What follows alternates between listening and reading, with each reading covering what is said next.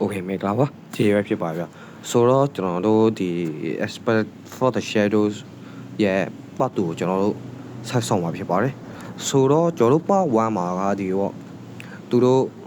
ထွက်ဖို့ရှာရမှာပေါ့လေဆိုတော့စားရအောင်ဗျအဲ့ကျွန်တော်တို့ဒီမှာလူကွဲတော့ပါပေါ့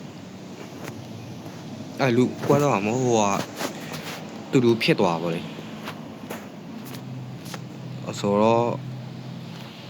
ဒီဟာကိုယ်တွေပါရောရှိရဗျ I can never face class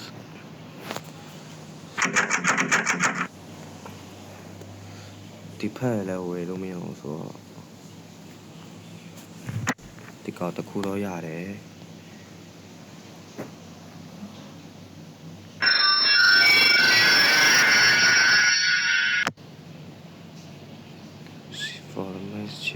I cannot know ဒီခါလေးဝင်ရဗျ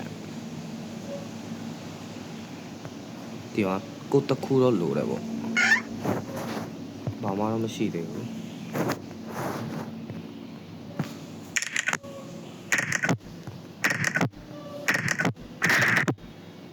အော်ဆိုတော့ကျွန်တော်တို့ဟိုမှာဖြေခဲ့တဲ့မျိုးပဲထင်တယ်ဗျဆိုတော့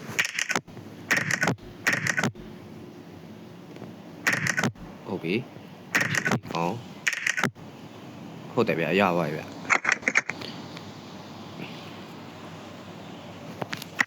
ကျွန်တော်တို့တော့နေဒီဟိုဟာရတာပေါ့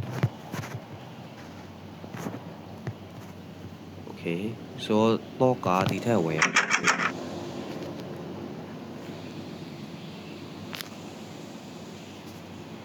water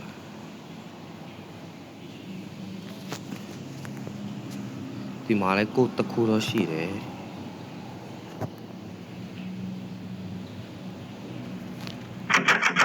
ဆိုတော့ဒီတော့ဘာမှဖွဲ့ရမှာလည်းမသိဘူးကွာဒီမှာလည်းမဟုတ်ဘူးအော်ဒီမှာဆိုတော့ကျွန်တော်တို့အဲ့ကြီးချိတ်တဲ့ဟာရတယ်ဘာမှတော့မရှိဘူးပေါ့အော်ဒီကောင်ကဒါတက်နှစ်တုံလေးပြထားဗျာဆိုတော့အတက်ကကျွန်တော်တို့ရေလန်းရောတော့နှစ်ကနေလေးကလာပေါ့ဆိုတော့ဒီမှာထင်တယ်ဗျာခုနကနေရမှာကျွန်တော်တို့ရေလိုက်ပေါ့လေပြီးတော့နေနံပါတ်4မှာကြာတော့လာပေါ့ဒီကောင်းပါဖြည့်ရတယ်ထင်တယ်ဗျဟုတ်ရပါဗျဆိုတော့ဒီကောင်ရတော့ရေဒီကောင်ဒီလိုမျိုးချိတ်လိုက်မယ်ဆိုလို့ရှိရင်ဟုတ်တယ်ဗျမှန်တယ်ဗျ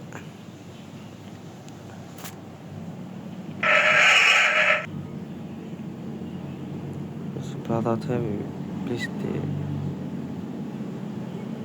he was always low after but သူကအမြဲတမ်းပေါ့နော်ဒီတော့ခတ်ပြီးတော့ tell about that spray သူအမဲအောင် area အကြောင်းမပြောနေပေါ့ she have at cave of stray have သူ့မှာထူးဆန်းတဲ့စာတော့ရှိရပေါ့ it's become precise on this mystery I don't know what do you mean okay let's go ဆိုဒီကချလို့မရသေးဘူးဗျာနော်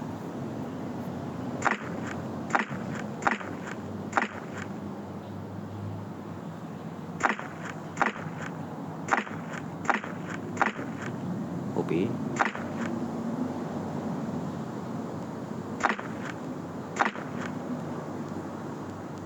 ဒီကဟိုဖြေလို့မရအောင်ဆိုတော့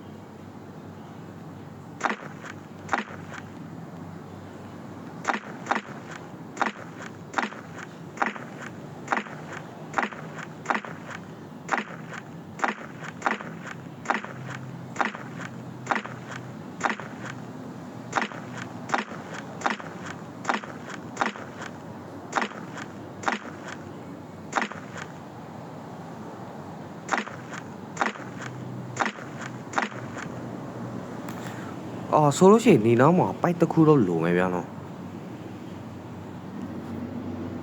ငါကအပေါ်အော်ကျွန်တော်သိဗျာ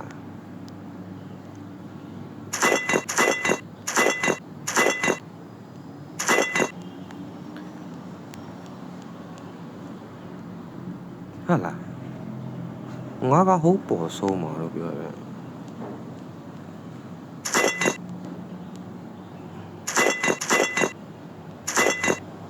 ဟုတ်ပြီငါဟုတ်ပေါ်ဆုံးမှာဆိုတော့ကျွန်တော်တို့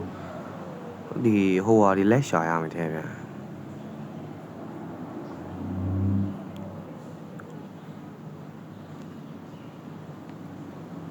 ထဲမှာစာအုပ်ရှိတယ်စာရွက်ရှိတယ်ကြောင်က1 2 3 4 5ပေါ့နံပါတ်5ခုမြောက်မှာပေါ့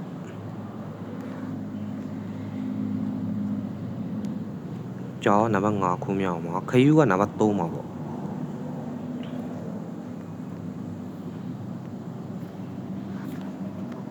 ကြောင်ကနံပါတ်5 1 2 3 4 5ဟုတ်ပြီခယူးကနံပါတ်3ပေါ့ဟုတ်ပြီပြီးလို့ရှိရင်ကျွန်တော်တို့ဒီအပေါ်မှာတရွက်လောက်ရှိမှထင်တယ်ဗျခုနကကျွန်တော်တွေးလိုက်သလိုမျိုးပဲလေးပြာက1 2 3 4လေးပြာနံပါတ်4မှာပေါ့1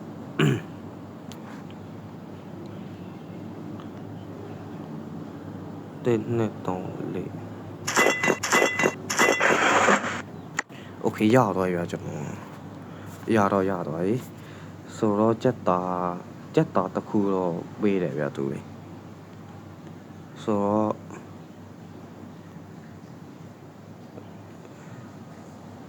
ဒီကောင်ပေးရမှာ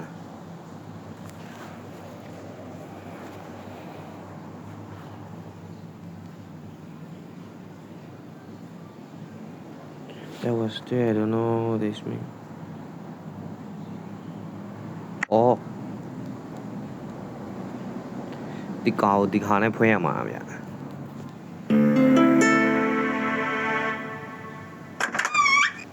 It's more okay.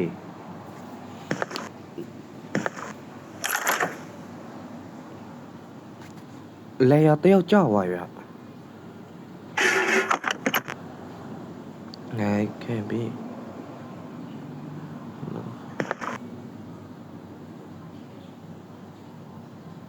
我别的搞来了，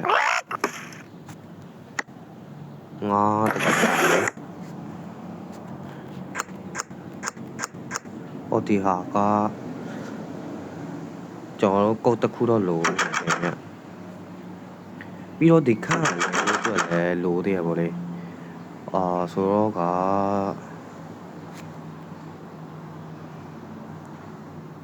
就啲卡咧嘛，啲嘛。高地တော့ရေးထားပြန်တော့ဟိုဒီကောက်ကတ်ကြည့်မယ်ဆိုရင်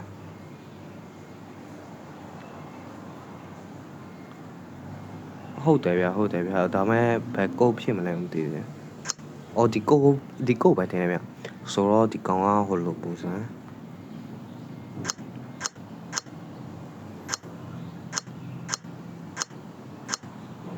ဒီလိုပုံစံတော့မသိဘူးဗျ။ဟုတ်တယ်ပြီးလို့ရှိရင်နံပါတ်2ကဒီမှာပေါ့လေနော်ဟုတ်ပြီပြီးလို့ရှိရင်ဟိုပါပေါ့ကျွန်တော်မှတ်တော့မှတ်မိတယ်ပြီးရှိဒီကောက်ပါဖြစ်ရတယ်ဆိုရင်ဗျဟုတ်ပြီဆိုတော့โอเคဒါဆိုဒါမှန်ဖြစ်တဲ့ဥစ္စာပေါ့နော်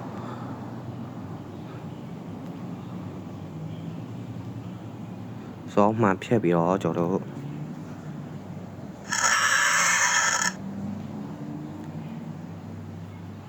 โอเคရေပိုက်တော့ရတယ်ရေပိုက်ဆိုင်ကြည့်မယ်ဗျာနော်ဟုတ်ပြီရပါပြီဗျာ now what style for bus there ဆိုတော့ချလို့ရတော့တယ်ဗျာ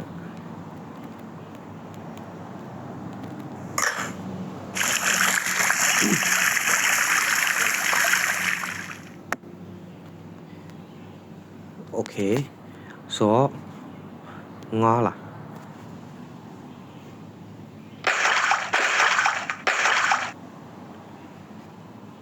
ဒီလိုရတယ်မိုင်တော့မိုင်လေ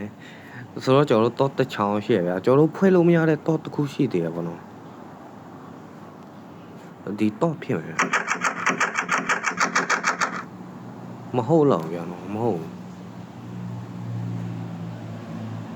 ဒါဆိုပဲတော့ဖွဲ့ရမှာလေကျွန်တော်ဒီတော့လာမလို့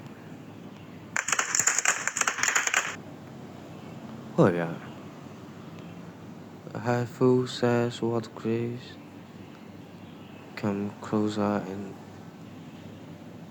no အော်ဒါဟိုဟာဖြစ်လို့မရသေးဘူးဗျာနော်ကျွန်တော်တို့တဲလူတယ်လို့ပြောတယ်စောဒီစေကိုဒီမှာထည့်မယ်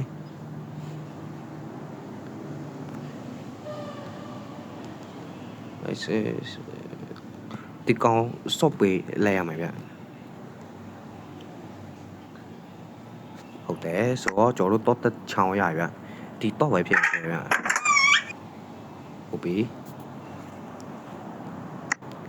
ဒီပုံထမ်းမှာတော့ယူလို့ရတာမရှိဘူး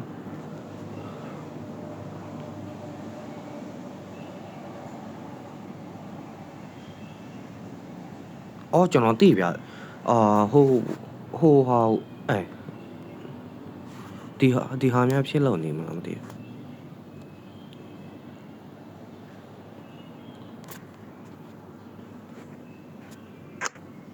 ဒီဟာလည်းမဟုတ်သေးဗျဆိုကျွန်တော်တို့ဖွဲ့ရမယ့်တစ်ခုကြံသေးတယ်ဗျ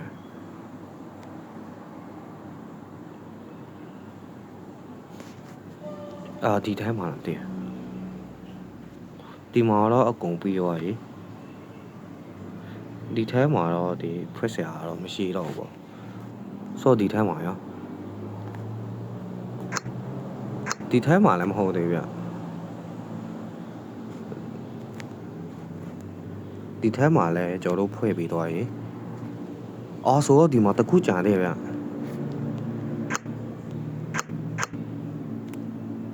ဟုတ်တယ်ဗျဒီကောက်ဖြည့်လောက်မယ်ဗျဆိုတော့ကျွန်တော်အောက်ဆင်းမယ်ဒီထက်ဝင်မယ်မှန်ကောက်ကြည့်မှာဗျဒီပထမတစ်ခုကို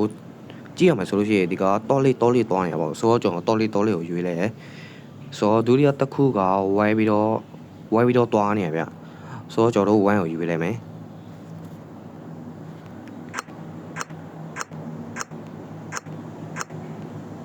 ဟုတ်ပြီပြီးလို့ရှိရင်ဟုတ်တယ်ပြီးလို့ရှိရင်ဟိုကောင်ကဒီပေါ့လိတ်ထောက်ပူစံသွားနေရပါလေကျွန်တော်လိတ်ထောက်ကိုရွေးမယ်ပြီးရှိဒီကောဘာဖြစ်ရတဲ့ပဲဟုတ်တယ်ဆိုတော့ဒီဟုတ်တွားရေတောင်းနေဆိုတော့ခွဲတော့ရသွားပြီဗျခွဲတော့ရသွားပြီပေါ့စောဒီမှာရေရှိတယ်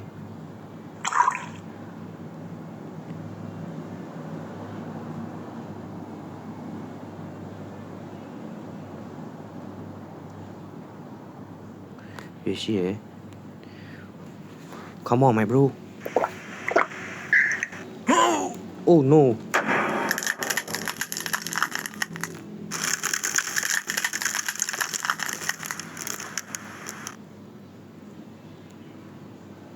The soldier tries into the set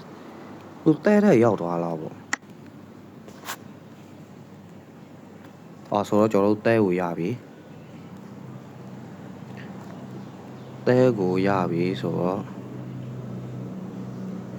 ကျွန်တော်တို့ဒီဟာကတဲထဲမှာဟိုဟာဖြစ်လောက်မယ်တဲ့ဒီမှာကျွန်တော်တို့မှန်ဘလူးတက်လက်တွေ့တယ်ဆိုတော့ကျွန်တော်တို့တဲထည့်မယ်I think I see some ဒီဟာထင်ဗျဒီကောင်ဆိုလို့ရှိရင်ဟိုထက်က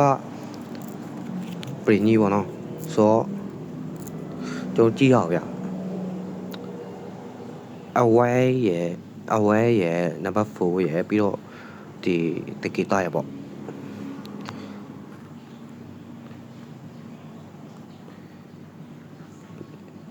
ဒီထက်က play ညလားမသိဟုတ်တယ်ဗျကျွန်တော်1ရယ်ပြီးလို့ရှိရင်နံပါတ်4ရယ်ပေါ့ဒီကောင်ကဒီဟာပြီးလို့ရှိရင်ဒီကောင်ပြီး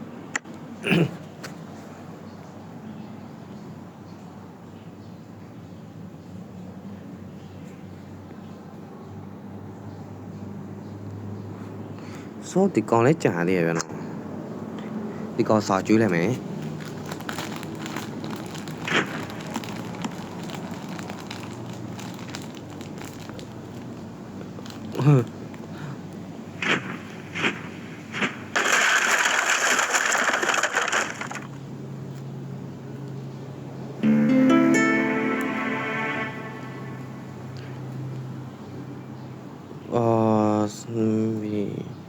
ဆိုဒီကောင်ဒီမှာဖွဲ့ရမယ်ထင်တယ်ဗျာဟုတ်တယ်ဗျ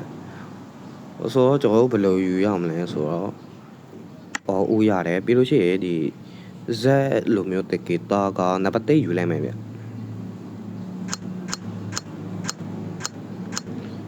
Z ပြီးလို့ရှိရင်ဒီလိတ်ထောက်ပူစံကနံပါတ်2ယူလိုက်မယ်ကျွန်တော်ပြီးလို့ရှိရင်ဒီကောင်ကအရှိကိုပဲယူလိုက်မယ်ဗျာကျွန်တော်တို့နံပါတ်8တက်ကီတာလို့ပြီးလို့ရှိရင်ဟိုကောင်ကဒီဟိုပါပေါ့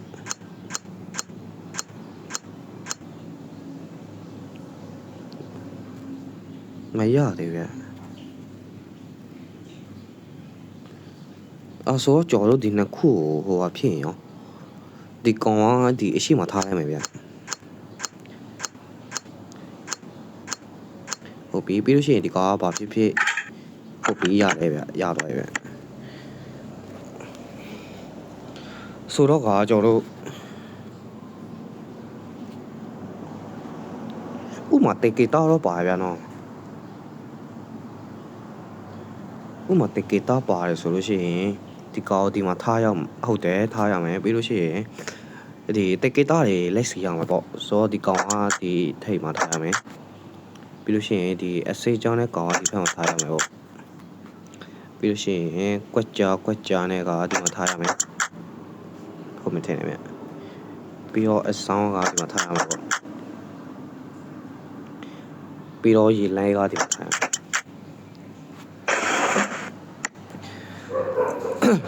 ရသွားပြီကျွန်တော်ဆိုတော့ကျွန်တော်တို့မီးချစ်စာလည်းရရတယ်ဆိုတော့ဒီမှာမီးလေးလည်းမယ်ဒါတော့ရမှာ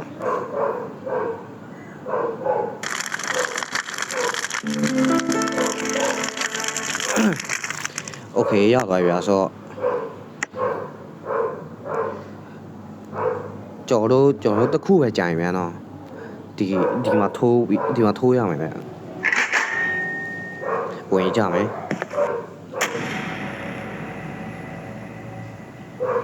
ဆိုရမင်းချေရောက်ပြီလို့ပြောရဗျဟိုတစ်ဖက်မှာဒီလေယာကကြောက်သွားတယ်ဟိုဆိုင် edit spreader ဆိုဟိုလူကတစ်ဖက်ရှာမယ်လေယာကတစ်ဖက်ရှာမယ်အဲ့လိုမျိုးထင်တယ်ဗျဆိုတော့ကျွန်တော်တို့ part 2ဒီမှာပဲရက်နောက်ခွင့်ပြပါခင်ဗျဆိုတော့ part 3မှာပြန်ပြကြပါမယ်အားပေးကြတဲ့ကြောက်ချီစီတယ်ကျွန်တော်ကျေးဇူးများတင်ပါတယ်ခင်ဗျဆိုတော့bye byeပါ